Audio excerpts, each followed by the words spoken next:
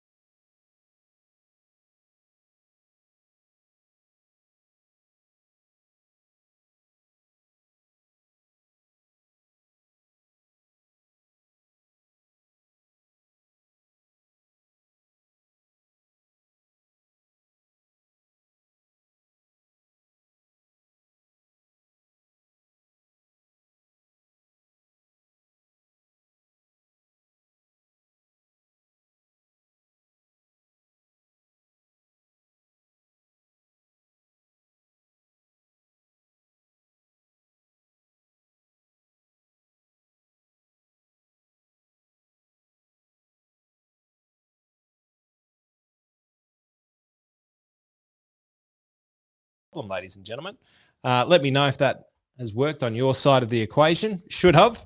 I'll start my little preamble again. Thanks for giving me the heads up there, team. A little bit of a technical difficulty. But I was just saying, flying solo here tonight, but it's good to see all of you aboard. I've got my little glass of something wet, so hopefully all of you are as well. I just said a big g'day to all of you, so hopefully you can all read lips as I brought you up onto the screen. But yes, Jason and I have had a little bit of a sabbatical. We've been working on some things in the background, which I want to share with you today, which is super. We think it's super cool, and we hope that you do as well.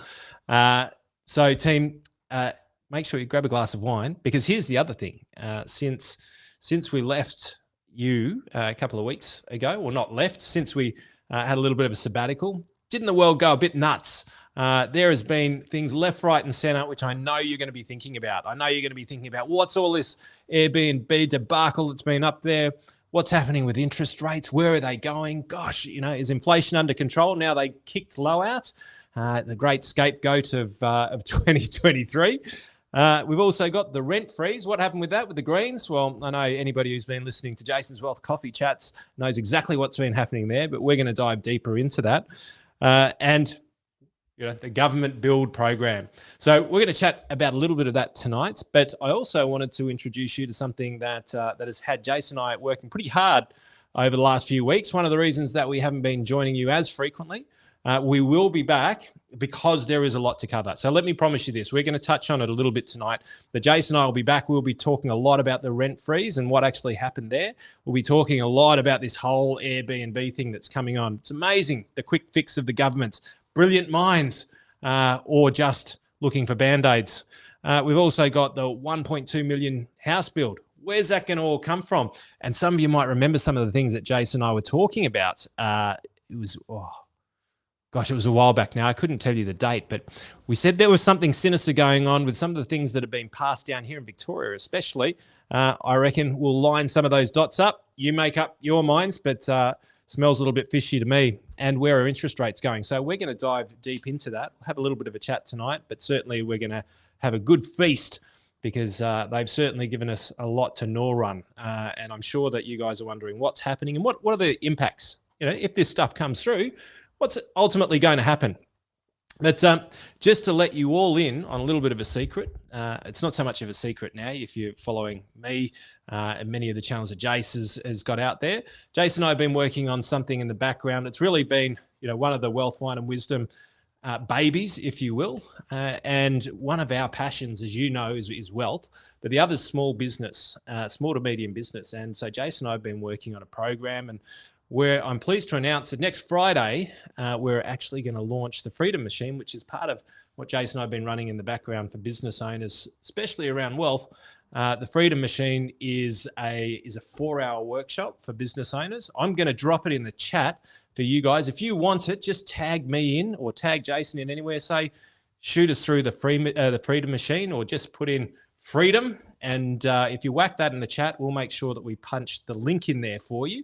I'm going to put it out there for all of you to see now. So if you guys want to come along, by all means, we're going to spend 4 hours deep diving into wealth for business owners, all of the things that can go wrong, how to avoid them, structurally how to get yourself set up, how to minimize tax, how to accelerate wealth. It's a free 4-hour workshop. So we've been spending a lot of time making sure that that's perfectly put together for you guys so that we can help you, your friends, your family, fellow business owners from around Australia. Because, ladies and gents, whack it in the chat.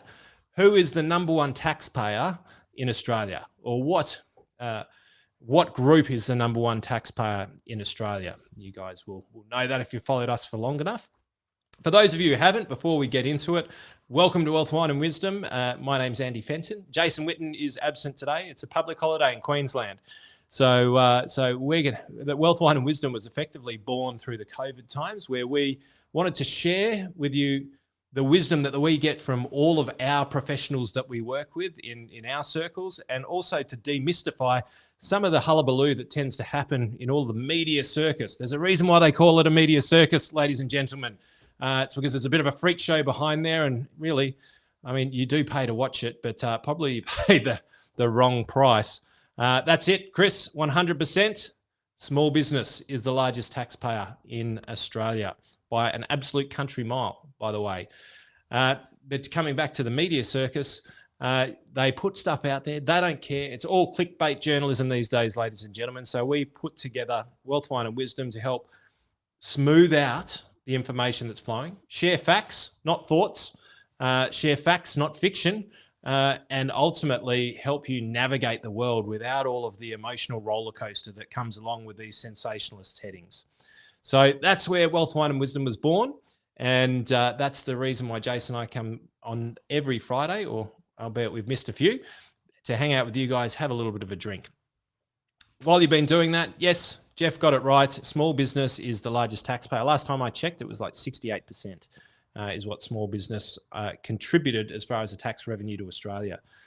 So, ladies and gentlemen, we're going to be running the Freedom Machine. I put the link in the chat. If you want to come along, or if you want to help us out, share it onto your pages. I promise you, it's going to be we're going to leave nothing left on the table. literally going to take business owners through how to structure their business, how to set up bank accounts, how to run lending, how to do everything, whether your business is an ATM, which is something that just spits out cash the whole time, or whether it's an asset and how do we maximize that asset. We're going to do a 4-hour free deep dive workshop for anybody who wants to come along. So team, it's in the chat. If for whatever reason you haven't got it, please write freedom in the chat and we'll make sure that our team find that and punch that link in. Register up. We'd love to spend next Friday hanging out from 9 to 1 p.m. It's going to be a big session and we're super, super excited to be bringing it to all of you and at the right price, free. So team, as promised, after next week when we do our big deep dive into small to medium business wealth and protection and risk management, and most importantly, tax minimization. After we do that, we're going to come back with Wealth, Wine and Wisdom and chat about the things that have been going on. So I'm going to touch on the key topics, and what I'd love for you guys to do is put together your questions, fire them out to us via the social channels over the coming week so that we can get prepped to make sure that we serve you best, and especially all the property owners out there who are loving their Airbnb, and whack it in the chat as well.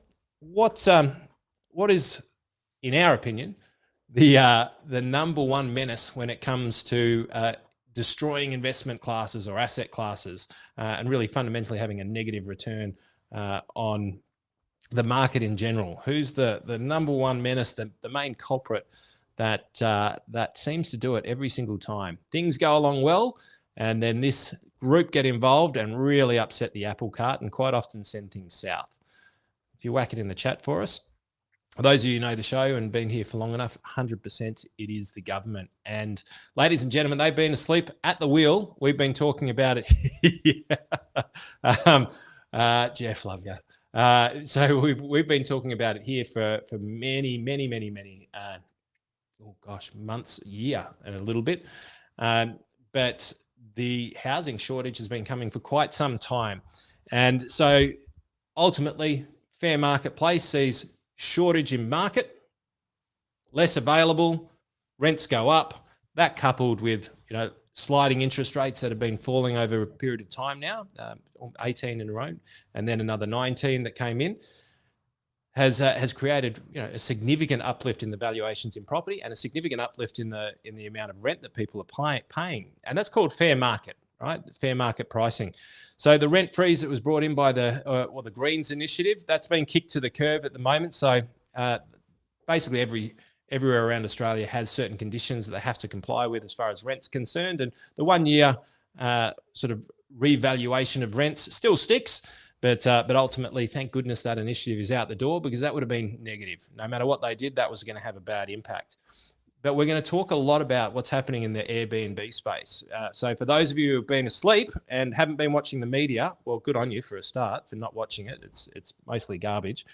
But they're proposing to choose who can do what with their real estate. So another way where the government are coming in and saying, well, we're going to tell you how you can utilize your investments. So like the yes vote, vote no for these sorts of decisions. We don't get a say in this one. They're going to run these ones through Parliament, and we don't get a yes or a no say. Not now. We do at the election. But ultimately, keep your eyes on the prize. Keep your eyes on the headlines here, because it's going to be very, very interesting as to what they believe. And so riddle me this. Does anybody know, 3 figures here? One, how many properties on average are available for Airbnb throughout the year in Australia? Then number 2, what is the housing shortage number? And number 3, what is the immigration number? And if you know these 3 numbers, ladies and gentlemen, and we're going to share these with you in the coming weeks. If you know these 3 numbers, well, pretty clearly, you're going to realize that it's not going to have much of an impact. This is another one of those tricks where they say, look over here, while they're doing something very, very, very different. So something we're going to be keeping a keen eye on, seeing what they're going to try and pass, how they're going to try and pass it, how they're going to manage it through the states. So we're going to be deep diving on that over the coming weeks and coming months. Then I'm sure there's going to be a media circus hanging around there, dropping fear left, right, and centre. But it's going to be an interesting area. It's one that Jason and I are very, very keen on, and it's an investment class. So for those of you who have been Airbnb properties out there, I'm sure you're going to be watching with keen eyes. So let's see what happens here. We've also got virtually every organisation or all of the major organisations saying that interest rates will be 1% lower in 12 months' time. Well, that's going to be interesting because the number one thing that I know is that every time there's universal agreement right across the board is that they're always wrong. And that's pretty much, you can take that to the bank. It's whether they're going to be low on the downside or low on the upside. So we're going to bring to you what's been happening globally as far as government bonds and future bond trends and what's happening with interest rates globally. And then also how that's going to affect Australian interest rates and what's going to happen in our little slice of paradise in the world. And this is going to be a big one for investors, right? It's going to be a very big one. And what I can promise you is it's got absolutely nothing to do with Lowe being thrown under the bus and pushed out the back door. Lowe being the ex-chair of the Reserve Bank of Australia, the great patsy or the great scapegoat of 2023, as we call him. So we're going to do a deep dive into interest rates so that you can make more informed decisions rather than just trusting popular opinion. Which is another thing, ladies and gentlemen, popular opinion. Effectively, that seems to be where we have politics these days, popular politics. And ultimately, popular politics and popular opinions tend to be a disaster for good decisions being made. So let's have a deep dive there so you can be more certain using facts as to what's actually going to be happening over the next 12 months. I'm not going to spoil it for you now. We don't have the time to run through it, but I just wanted to jump on and let you all know that it is coming. And here's the big one, ladies and gentlemen. What do you think I'm going to chat about? I'd love, what do you think Jason and I are going to dine out about? Because this is one of, in theory, the biggest government initiatives that I've seen, almost ever. It's one of the most outrageous promises I think I've ever seen. And there's no proof in the history of Australia. And if you can, this is based on my thoughts and my studies, there may be, but there is a massive call being made by the governments. We're going to look right behind the lens and deep dive into every aspect of it. Love to know, if you're following me, what I'm going to be talking about or what Jason and I are going to be deep diving in and having a good old lunch. Snack, won't be a snack, let's face it, it's going to be an absolute feast. But anybody got it? Waiting for the chat to catch up. Well, while the chat's catching up, ladies and gentlemen, the government promises to build 1.2 million houses. Now, let me, and whack it into the chat, build it, there you go, Chris is onto it, building 1 million places for people to live. Right, so I don't know, for those of you who are in Victoria, I was on Southeastern a couple of times over the last few days, going out to the airport. Now, for those of you who know me, I have to go to the airport quite frequently. And I would say over the last 12 months, I've done that run 2 times each time, 12 to 24, I reckon close to 50 times. And usually going in the mornings and then, late at night after peak hour traffic. I don't think I've ever been on there where I've actually been able to drive 100 kilometres down there. Now, the reason why I say this, we're in Victoria. I'm just going to use Victorian examples. For those of you in Queensland, New South Wales, WA, South Australia, Tassie, let me know. Let me know if the government's ever built anything on budget, on time.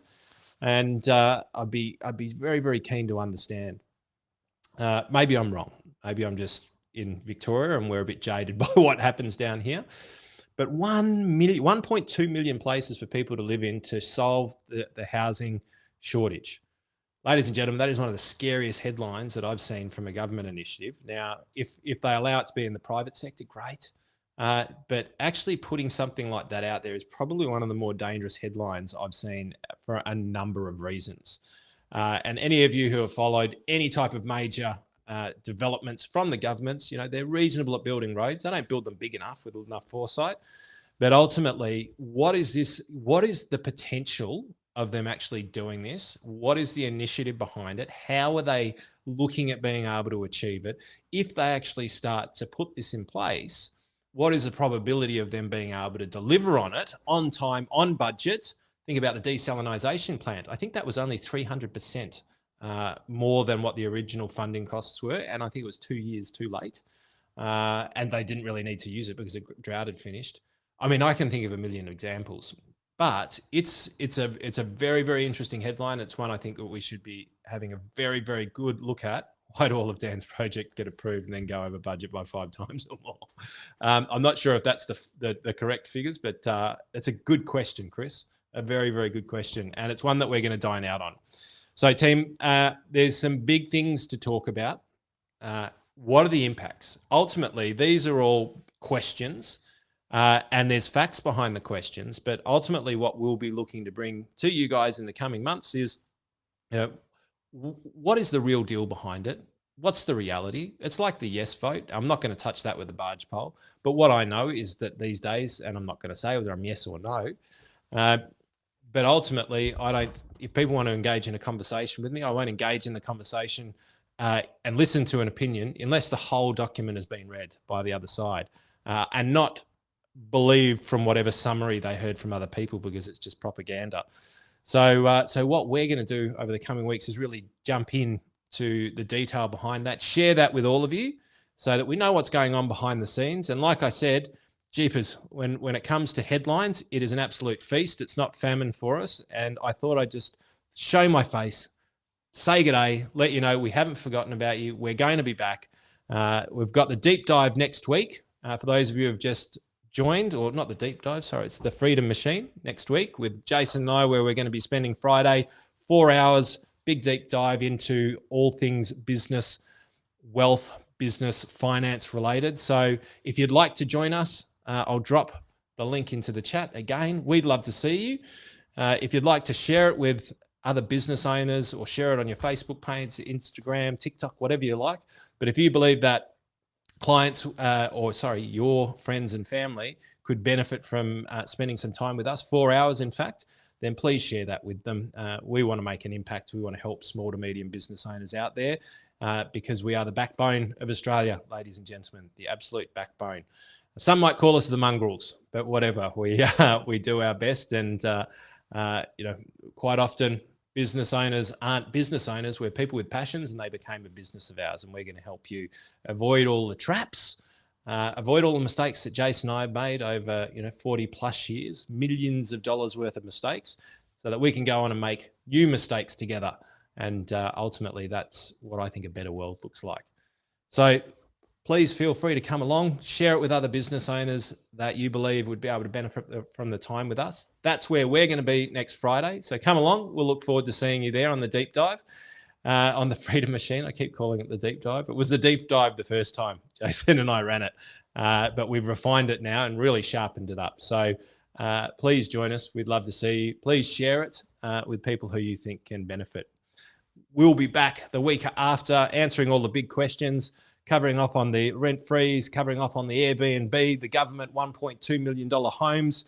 Remember what happened when they built the MCG as an example? Don't worry, we'll bring all of these examples live and do an on budget. Remember, I think Jason and I said once that we should have a scorecard, and every year, every election year, all of the promises that were made and whether they were achieved and whether they were achieved on time and on budget. Just a red light, green light system. Super easy, so we can actually see what's happened. Wouldn't that be amazing? Maybe that's something that we can do in the future. Actually, Jace, maybe that's something we should do in Wealth, Wine and Wisdom. I reckon that's a good budget summary. So maybe we'll do that from year to year. What was delivered, what wasn't? So anyway, we'll be talking all about the $1.2 million homes. What does that mean for you? And having a really, really close look at interest rates, give you all the facts and figures from around the world so that you can make a more educated decision. But from me, ladies and gentlemen, that is it. Jason and I have missed you. We will be back better than ever, and looking forward to hanging out with you all. Jeff, Chris, Melanie, Tracy, Melinda, Justin. It's been great hanging out with you guys tonight. It's been short, it's been sweet, less than half an hour. But we'll look forward to seeing you next Friday if you're joining us as a business owner. Again, if you want to join and you can't find the link, just put Freedom in the chat. We'll make sure that the team deliver the link so that you can register and come on and spend 4 hours with us, and we'll look forward to spending that time with you. But for tonight, I'll wish you well, good health, enough wealth, and a fantastic weekend ahead. Ladies and gentlemen, have an absolute cracker. From me to you, Love to you, love to the families, and we will see you real soon for another episode of Wealth, Wine and Wisdom. Good night. Thanks for watching another episode of Wealth, Wine. Like, subscribe, and turn on the notifications so you never miss a thing, folks. We'll look forward to seeing you next time. Debrief the week with Wealth, Wine and Wisdom. Every Friday at 5 p.m. Victoria and New South Wales time. We know that Queensland, South Australia, WA have different time zones, as does Darwin, but we're sure that you can do the calculations depending on whether it's daylight savings or not. You can also catch up on all the episodes wherever you get your podcasts. Make sure you check out the Positive Mentor podcast from our 6-star team at positivementor.com.au.